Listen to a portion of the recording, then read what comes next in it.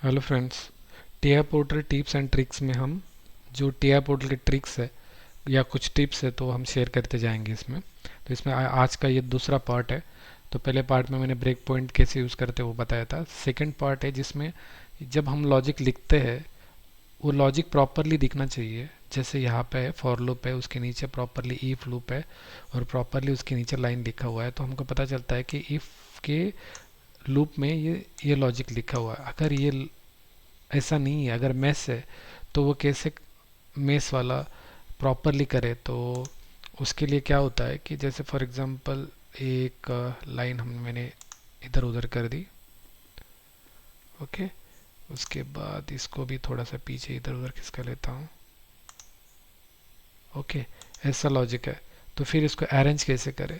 तो यहाँ पे एक सिंबल आता है फॉर्मेट सेलेक्टेड टेक्स्ट ऑटोमेटिकली। आप जब यहाँ पे क्लिक करोगे तो ये प्रॉपरली अलाइन हो जाएगा। ओके, तो ये बटन यूज़ करके आप प्रॉपरली अलाइन कर सकते हो।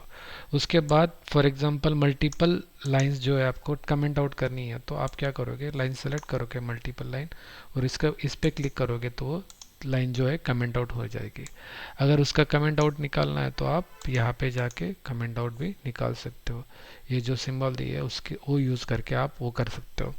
उसके बाद आपको अगर कोई लाइन जो है वो इधर उधर खिसकानी है तो आप राइट साइड में अगर करना है तो ये बटन दबा सकते हो, अगर लेफ्ट साइड में करना है तो ये बटन दबा सकते हो। ओके, अगर किसी लाइन पे पर्टिकुलर ये कोड छोटा सा है, अगर बड़ा कोड है और आपको किसी लाइन पे जंप करना है तो आप ये बटन दबा के जो चाहे लाइन पे आप जंप कर सकते हो। ओके, फॉर एग्जांपल ये लाइन पे आ गया।